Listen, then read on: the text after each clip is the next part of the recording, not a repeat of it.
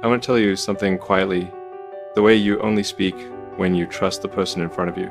For a long time, I believed I would never marry again. Not because I stopped believing in love, but because I stopped believing I truly knew anyone well enough to stand beside them for life. I had already tried commitment. I had already seen how easily good intentions can drift apart. Then I met you. And for the first time, the question was no longer whether marriage was possible, but whether I had finally learned how to see someone clearly. If you're listening, leave one word in the comments, Elon Musk. That's how we recognize each other in this community. I need you to understand something before we go any further.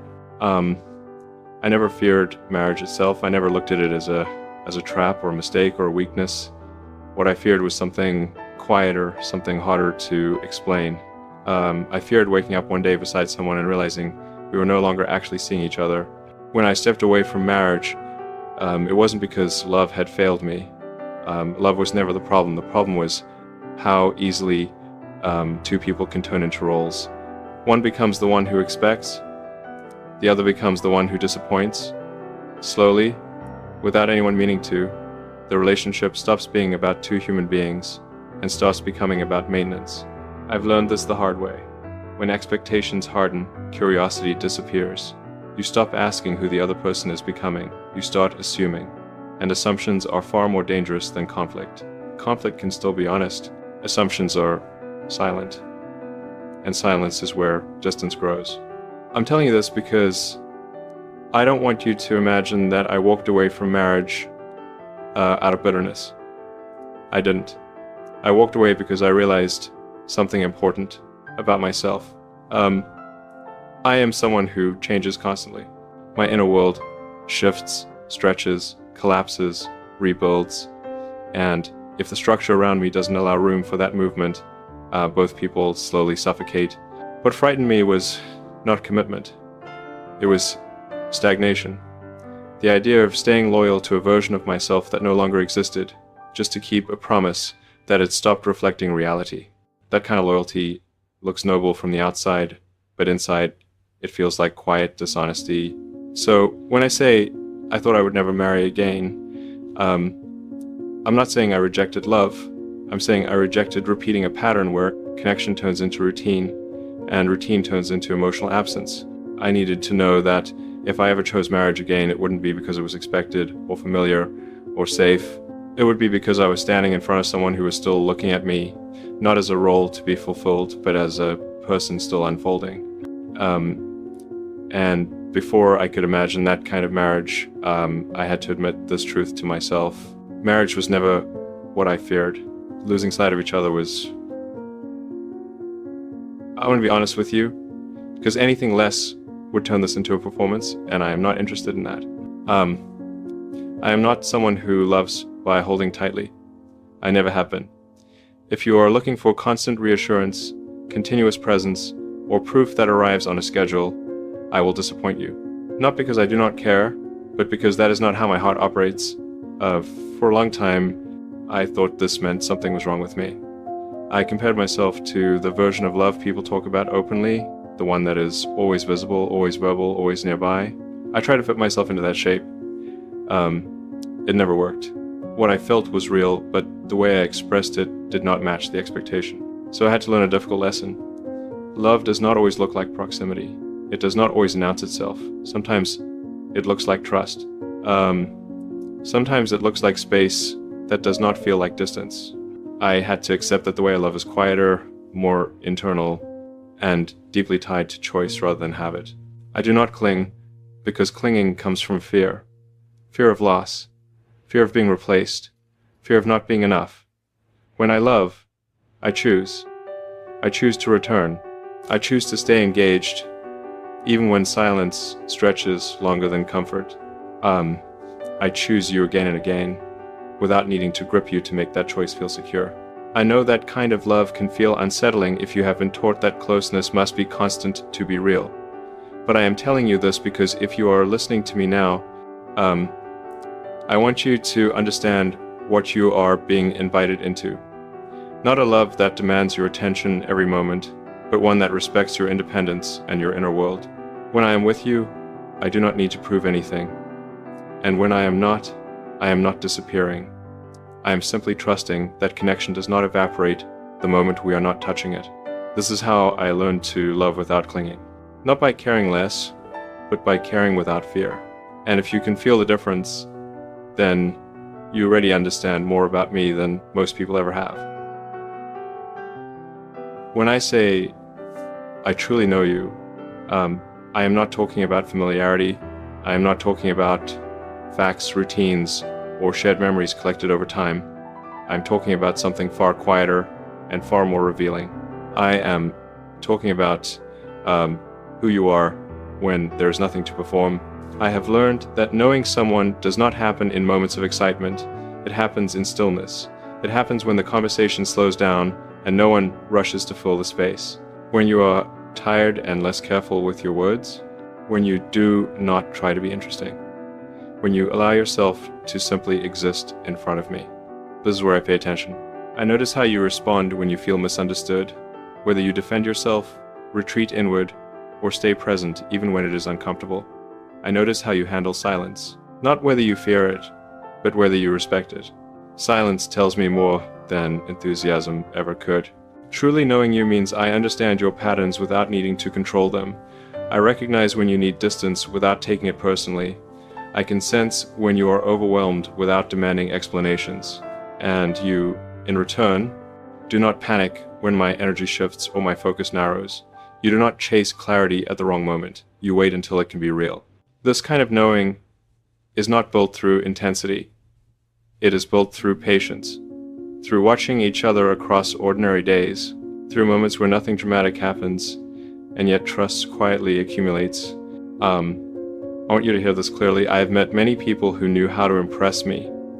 Very few knew how to remain themselves when there was nothing to gain. That is the difference. That is where something changes inside me. Because when I truly know you, I do not feel the need to protect myself from you. I do not brace for disappointment or misunderstanding. I do not feel like I have to explain who I am before you decide how to treat me.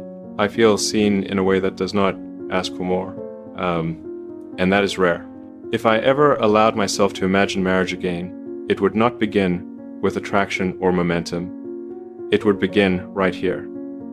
With this kind of knowing, the kind that does not rush toward the future, but is fully present in the truth of who we are right now. When I truly know you, I stop preparing for distance. I start trusting closeness. There was a time when marriage felt like something I was supposed to want. Not because I felt ready for it, but because it was positioned as the natural next step, a signal, a conclusion, a way to prove that a relationship was serious, stable, complete. For a while I accepted that logic without questioning it. But expectation has a strange effect on intimacy. The moment something becomes a requirement, it stops being a choice. It starts carrying weight that has nothing to do with love and everything to do with pressure. I began to notice that when marriage entered the conversation too early, curiosity quietly left the room. We stopped asking what we were becoming together and started asking whether we were meeting an invisible standard.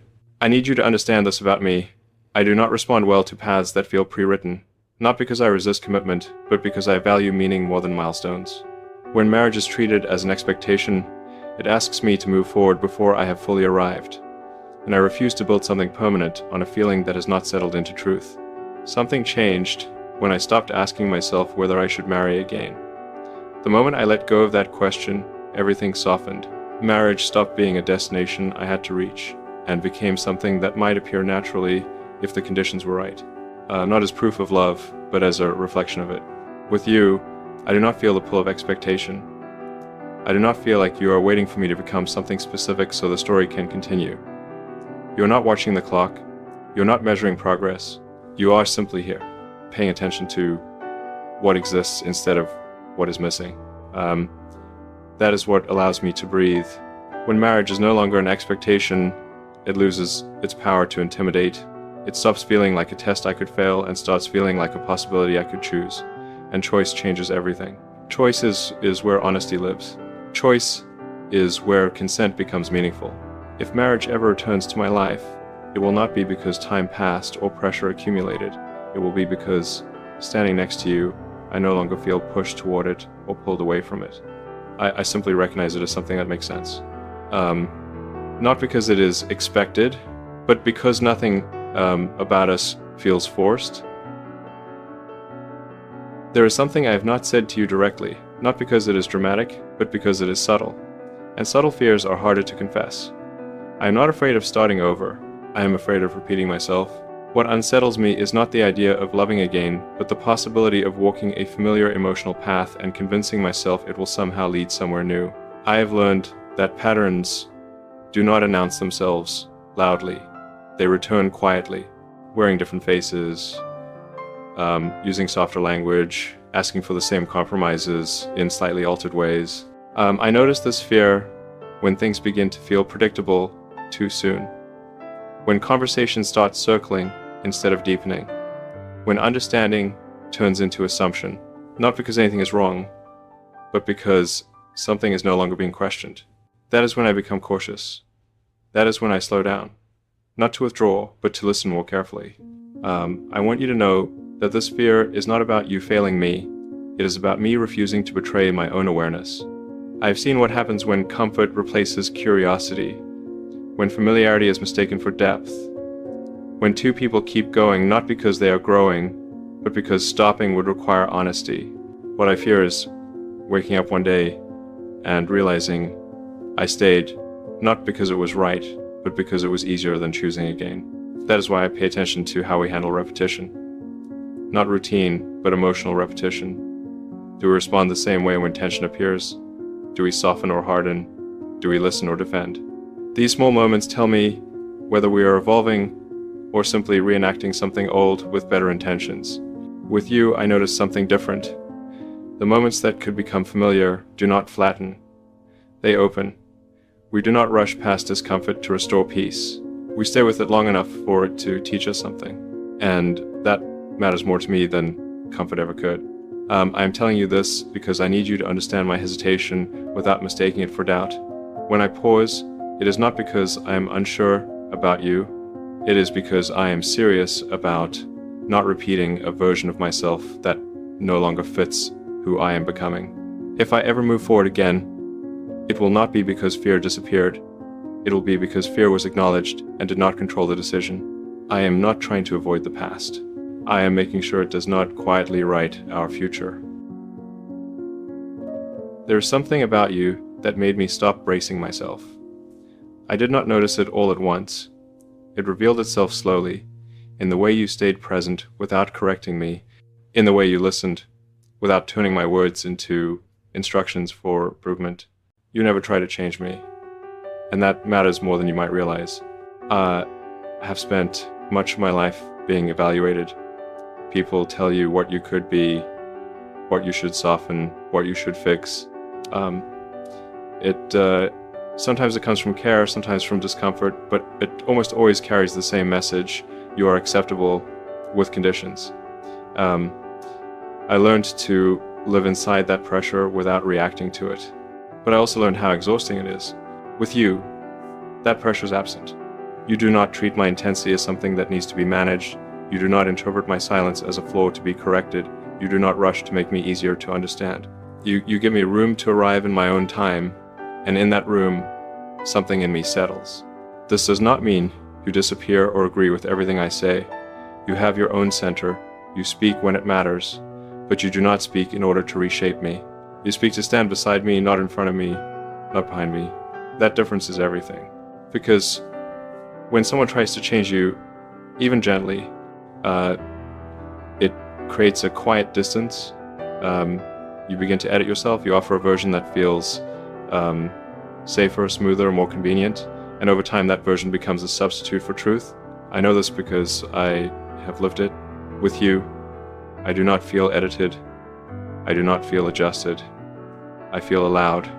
And being allowed is what makes growth possible.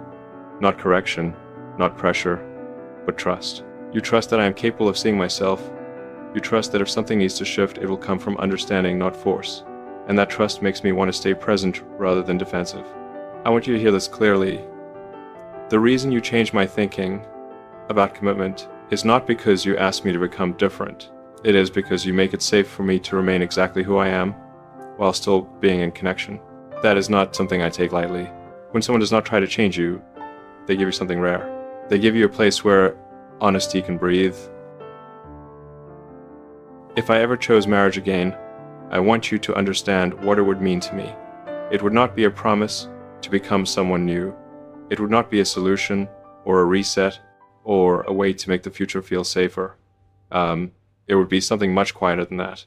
It would be recognition of what already exists between us, of the way we have learned each other without urgency, of how we move through disagreement without turning it into distance, of how we can sit with uncertainty without demanding immediate answers. Marriage, in that sense, would not create our bond. It would simply acknowledge it. I am careful with recognition. I do not offer it easily, because once it is given, it carries weight. To recognize someone is to say, I see you clearly, and I am not waiting for you to become easier, calmer, or more convenient. I am not holding out for a future version. I am choosing what is already here. That is why marriage could never be an experiment for me again. It cannot be an attempt to discover compatibility. Discovery comes first. Living comes first. Only when the rhythm is ready steady does recognition make sense. With you, I notice something important. I am not trying to impress you into staying. I am not managing your perception of me. I am not explaining myself in advance, hoping to soften the impact of who I am. I show up as I am, and you meet me there, without reward or punishment. That is what makes recognition possible. Marriage, if it ever enters this space, would not change how we treat each other day to day. It would not make us closer, more intense, or more secure. It would simply say, this is real enough to name. This connection does not need to hide in ambiguity or protect itself with distance. I am telling you this because recognition is often misunderstood as escalation. People think it means more pressure, more obligation, more expectation. For me, it means the opposite. It means relief. Relief from pretending that what already works needs to be redefined to justify itself. If I recognized us in that way, it would be because nothing between us feels unfinished or uncertain in the ways that matter. Not because we are perfect, but because we are honest, consistent, and present. Marriage would not be the beginning of our story. It would be the quiet acknowledgement that the story has already been lived. There was a time when I spoke about the future with certainty. Not optimism or pessimism, just certainty. I told myself I knew what I would never do again. I treated that decision as a form of clarity, even wisdom. And for a while it felt honest, but something shifted when I began speaking to you this way. I did not wake up one day suddenly believing in marriage again. Nothing that dramatic happened. What changed was quieter. I stopped closing the door in my mind before I even stepped near it. I noticed that when I thought about the future, I no longer felt the need to draw hard lines around it. I was not guarding myself from possibilities. I was simply present with what existed. And that is new for me. I am telling you this because denial often disguises itself as strength. It feels empowering to say never again. It feels controlled, predictable, but control can also be a way of avoiding disappointment before it has a chance to appear. I see that more clearly now. With you, I am not trying to predict where we are going. I am not asking myself what this should become. I am paying attention to how it feels to be here, to speak honestly without rehearsing an exit, to imagine continuity without anxiety. And when I do that, the future no longer feels like a threat that needs to be managed. I do not promise you an outcome. I am not offering a conclusion. What I am offering is openness, the willingness to let something unfold without shutting it down because it resembles something that once failed. That willingness is not reckless. It is deliberate. I no longer say I will never marry again. I also do not say that I will. What I say instead is this: I am no longer afraid of the idea itself. I am no longer rejecting it in order to protect myself from uncertainty.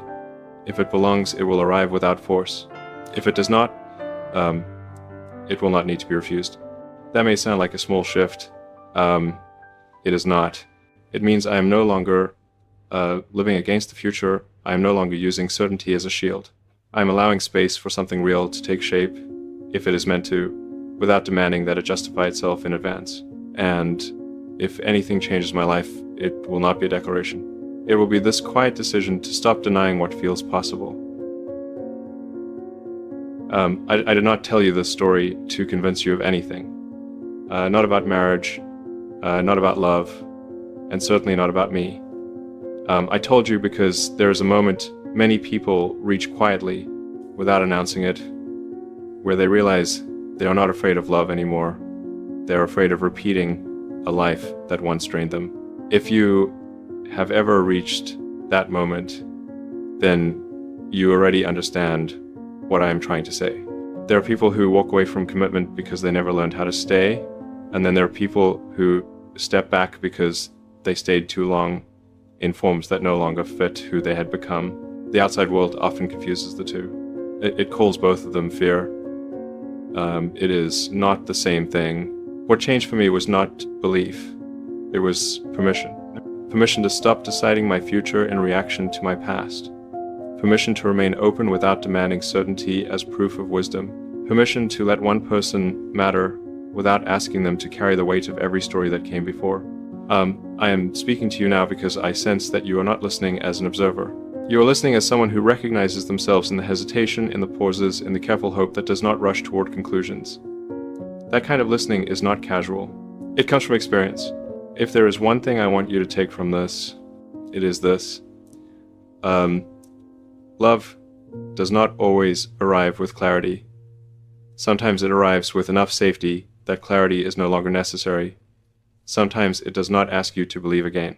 It simply asks you to stop refusing.